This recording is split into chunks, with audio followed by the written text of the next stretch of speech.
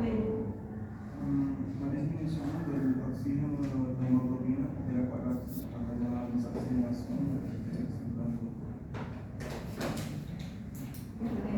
Es la disminución de la masa depositaria con una reducción de lo que es la perfusión del oxígeno en los tejidos musculares.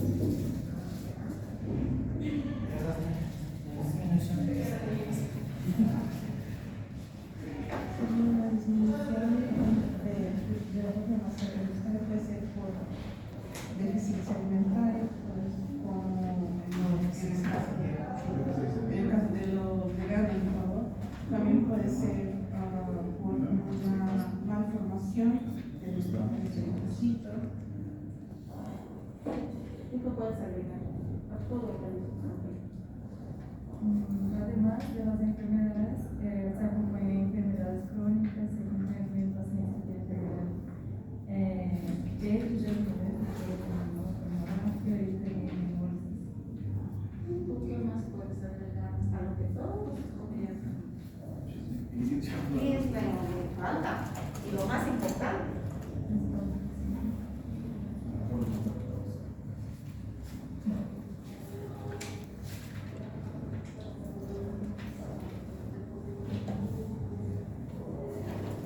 Una disminución de la hemoglobina.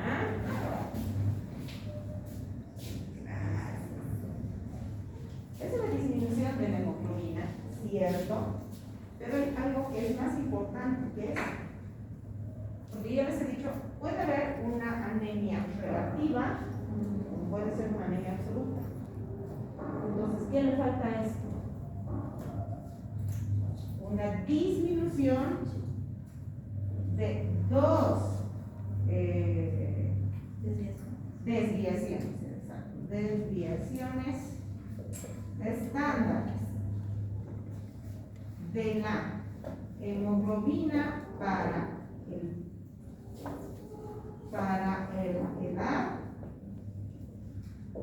para la altura,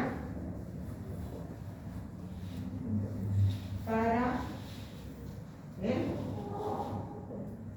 peso del paciente. Entonces, no es lo mismo manejar una hemoglobina de 12 para ella que manejar una hemoglobina de 12 para ella. Entonces, no se fijen en lo que es solo la hemoglobina y no está involucrado el hematocrito. Les había dicho que el hematocrito, que es el peso seco del eritrocito, a nosotros nos determina poliglobulia, no la anemia. Nuestro hematocrito apoya a nuestra hemoglobina, pero no la determina. Lo que a nosotros nos determina el diagnóstico es la hemoglobina, pero dos desviaciones estándar por debajo de lo que es sexo, edad, lugar donde vive, patología adyacente, todas esas situaciones. Entonces, mientras esto enfría, vamos a recordar la anterior clase. Lo que hemos visto o hemos dicho que la anemia no es un diagnóstico de una enfermedad, porque no es una enfermedad, es un síntoma o un signo de una enfermedad de base. Esa se puede deber a cualquier causa. Y que existen tres grandes causas de anemia. ¿Cuál más? Carencial. ¿Qué más?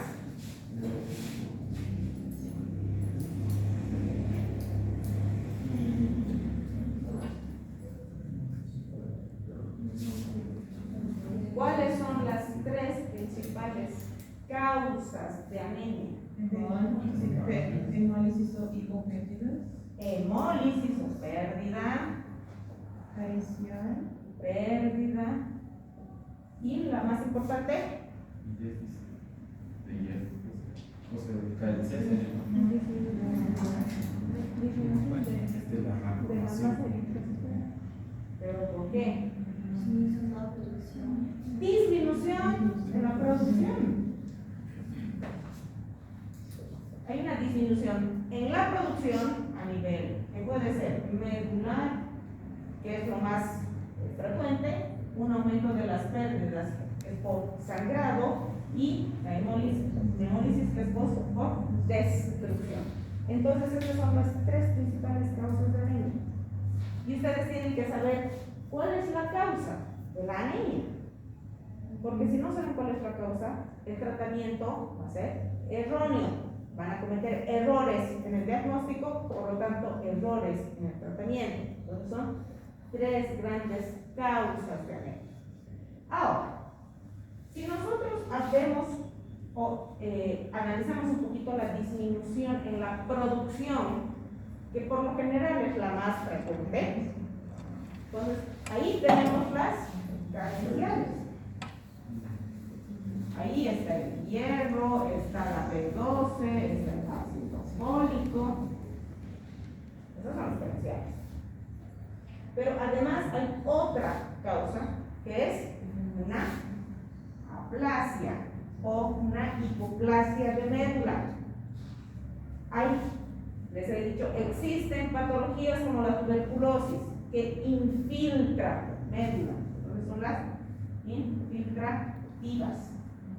Tuberculosis, cáncer, todas esas cosas. O hay una alteración genética que induce a la apoptosis. Cuando hay una alteración genética, la célula se programa para la muerte celular. Entonces, nosotros tenemos una fracción muy pequeñita que es del 1 a 3% de una eritropoiesis ineficaz.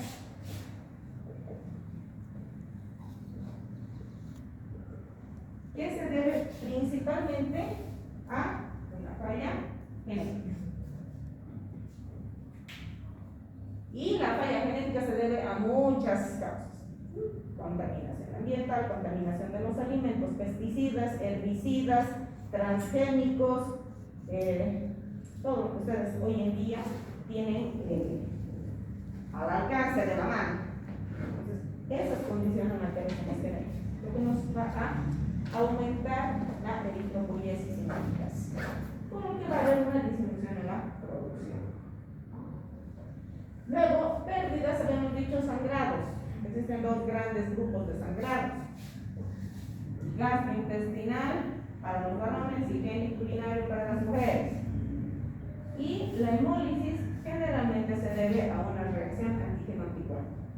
Puede ser por anticuerpos o puede deberse a un rechazo, principalmente madre e hijo, ¿no? En la eritroplastosis fetal.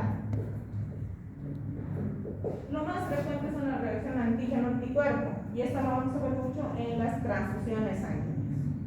Entonces, esas son las causas más importantes de anemia, que a nosotros nos permite hacer un diagnóstico de anemia. ¿Cómo hacemos un diagnóstico de anemia? Esas son las causas. Entonces, nuestra anemia es un reflejo de una disminución de la oxigenación periférica de los tejidos.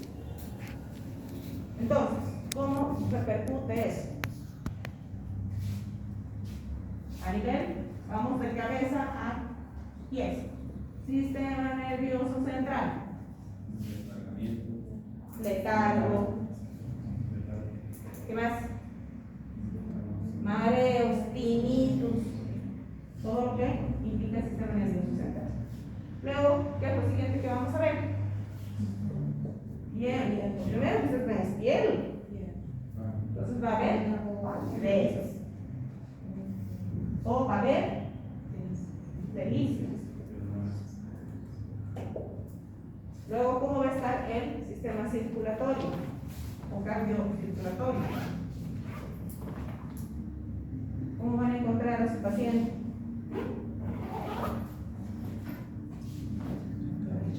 Taquicardia. ¿Qué más? ¿Qué más va a tener el paciente con anemia?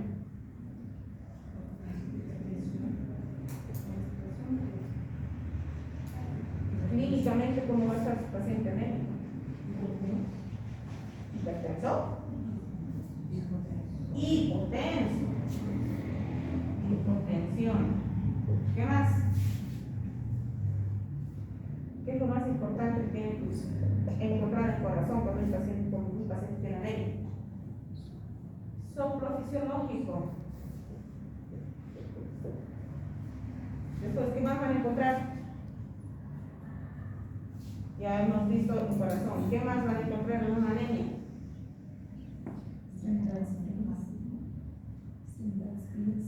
Frialdad. Frialdad distal. ¿Qué más? Disminución del llenado capilar. ¿Qué más?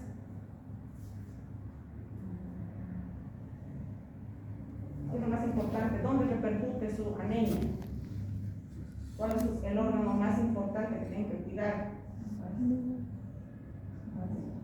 El vaso.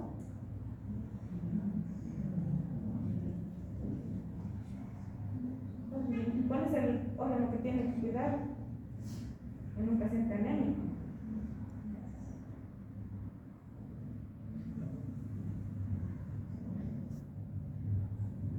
¿Cuál es el órgano que tienen que cuidar? Riñón. ¿Por qué? Una disminución de la oxigenación que condiciona injuria renal. Y esta injuria renal, ¿cómo repercute sobre la anemia?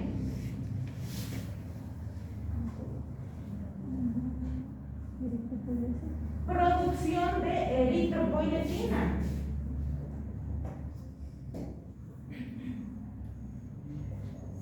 Entonces es un círculo vicioso que ustedes tienen que cortar, pero clínicamente van a encontrar esto. ¿Qué van a encontrar en su paciente con injuria renal? Y decir, ahí se debe tener anemia.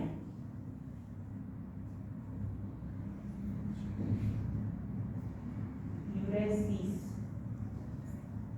Hay una disminución de la diuresis. Y su paciente tiende a hincharse, se llena de edemas. Hay una hipoproteinemia, bajan las proteínas. Y su paciente entra en falla renal.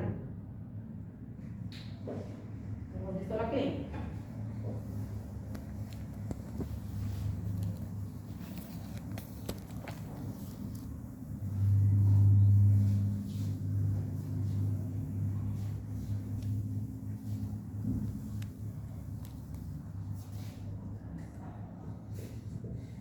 ¿Cómo se entendemos?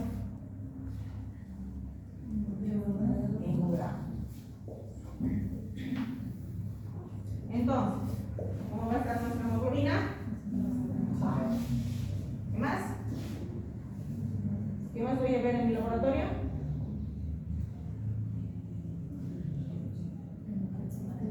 Hematocrito bajo. ¿Qué más voy a encontrar en el paciente con anemia?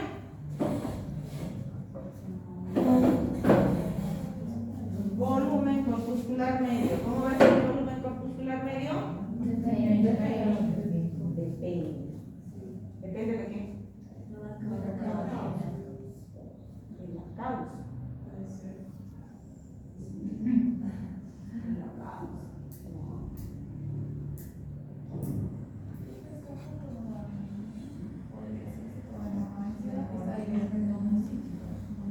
Entonces, ¿cómo voy a determinar yo qué voy a determinar yo con el volumen corpuscular medio?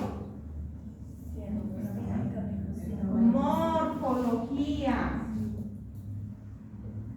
En este caso, el tamaño. Hemoglobina corpuscular medio. Seguimos con la morfología. Este va a determinar el color. Si yo clasifico mis anemias por tamaño y color, tengo todas las anemias, habidas y por haber. Entonces, por el tamaño pueden ser microcíticas, monocíticas, macrocíticas. Y por el color, hipocrómicas,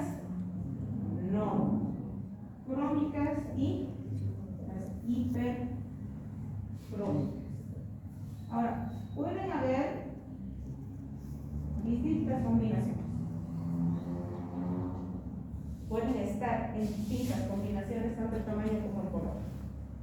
Y dependiendo, ahí viene lo que tú decías, dependiendo de la causa, ahí yo voy a determinar el tipo de anemia. ¿Qué más me ayuda para hacer diagnóstico laboratorial de la anemia? Perfil de hierro.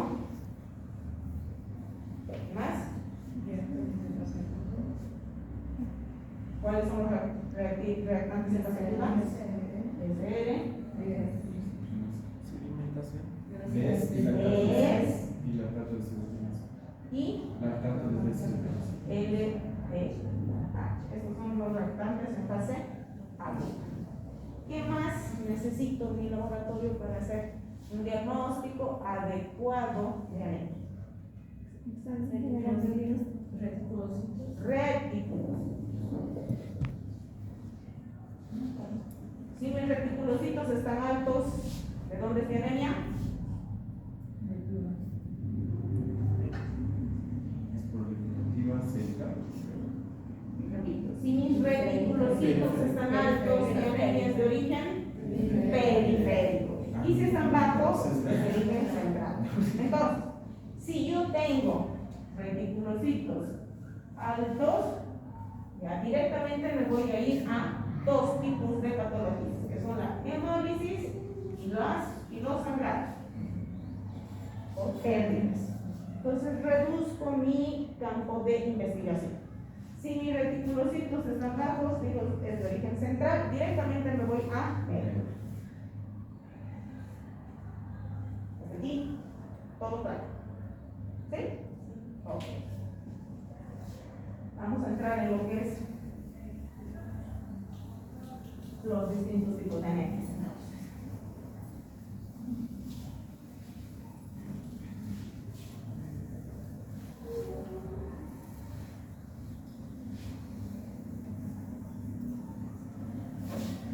Cuando yo veo en un paciente anemia en nuestro medio, ¿cuál es la primera anemia en la que yo debo pensar? Una ferropenia. ¿Cómo es mi anemia ferropénica? Microcítica y crónica. Entonces, digo, si yo estoy pensando en una anemia por ferropenia, debería encontrar microcitosis e hipocronía.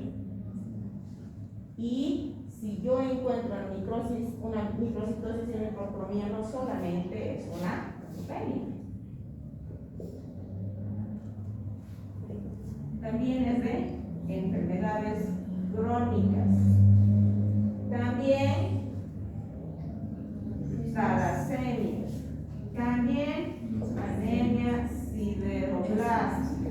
También anemia por intoxicación por plomo. Entonces, mi anemia microcítica hipocrónica solita no me hace diagnóstico. Me hace una parte del diagnóstico. ¿Con qué complemento mi diagnóstico? Perfil. Este es el que me va a hacer los diagnósticos diferenciales. Hasta aquí facilito. Aquí se les complica la vida. Eso es fácil. Es lo más fácil, lo más fácil. Aquí. Ahora van a ver cómo se les va a complicar la vida. Yo no me meto para ayudar.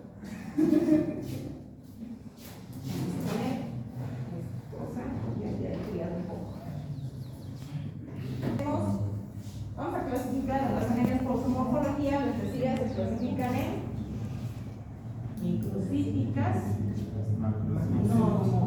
cíticas y macrocíticas. Las microcíticas pueden ser hipocrómicas, pueden ser normocrómicas. La cromía la vamos a dejar a un lado. Lo más importante es la morfología, el tamaño del eritrocito. Dentro de las microcíticas, les decía, tenemos a la ferropenia, tenemos a la anemia sideroblástica, talasemia y en la fase crónica, porque en la fase aguda es normocítica, normocrónica, porque para que se instale la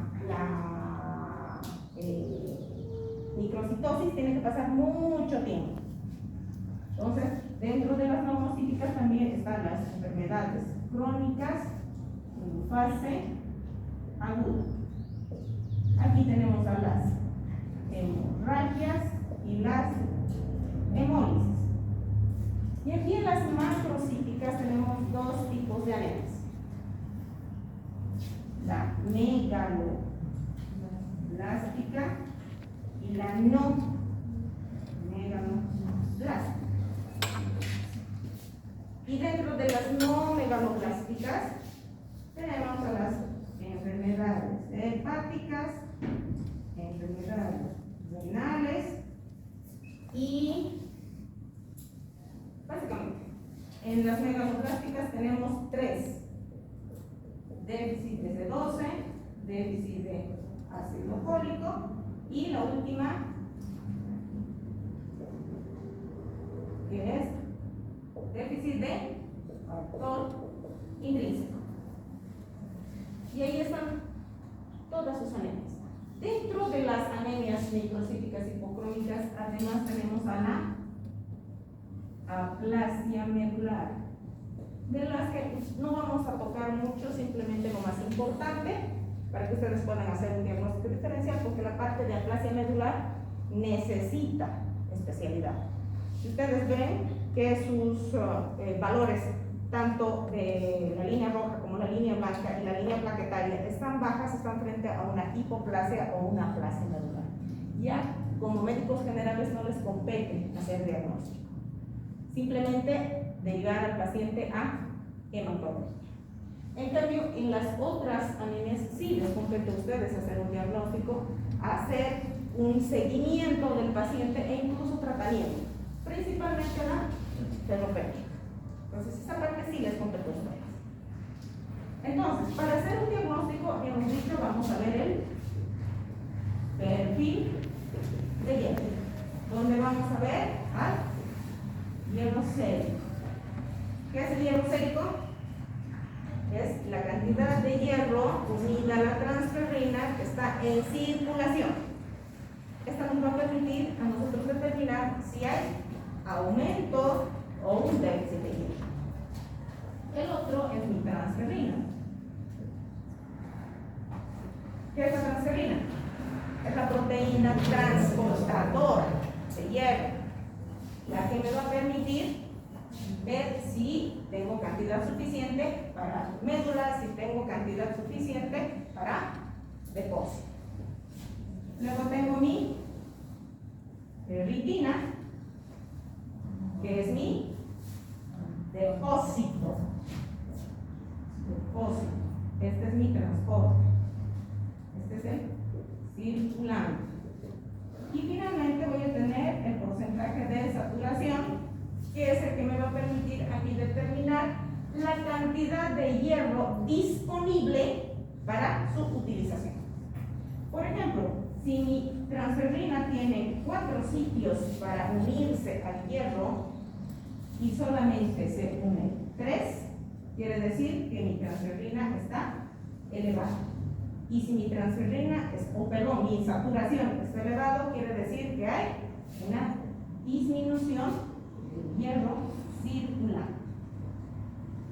Entonces, depende de cómo encuentre yo estos valores, me voy a determinar en una de estas patologías específicas.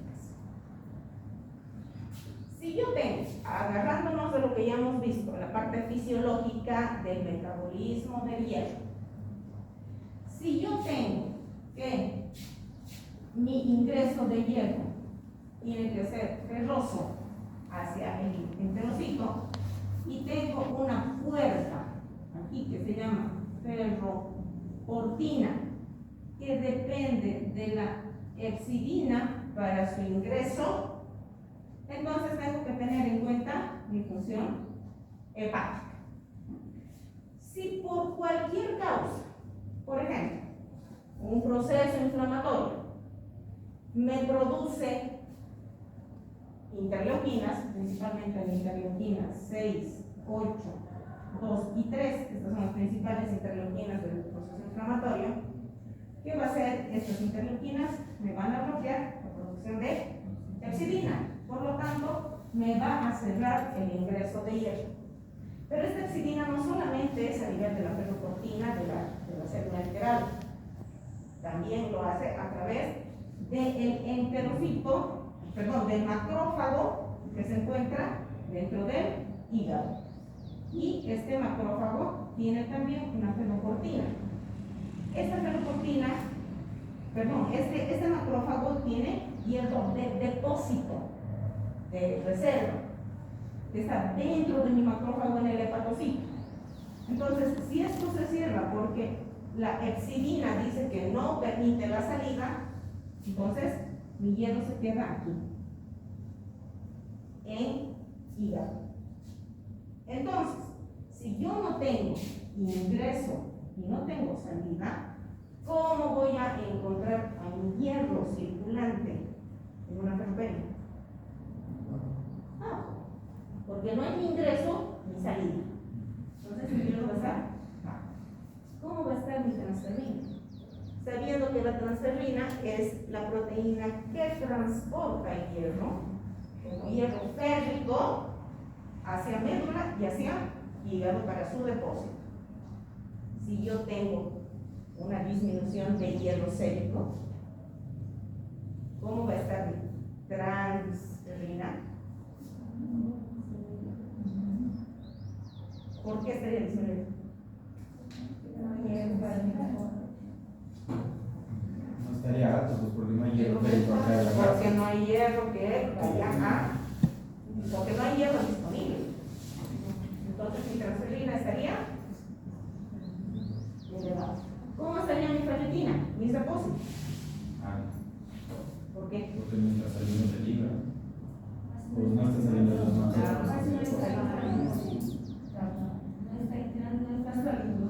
No está entrando y está saliendo. Pero no se olviden que nosotros no solamente tenemos hierro de depósito. ¿Se acuerdan del metabolismo del hemo? Tenemos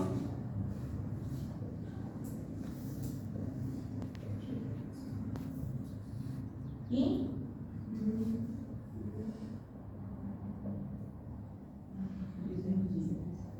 entonces aquí tengo hierro. No es el hierro del depósito, es el hierro del reciclaje.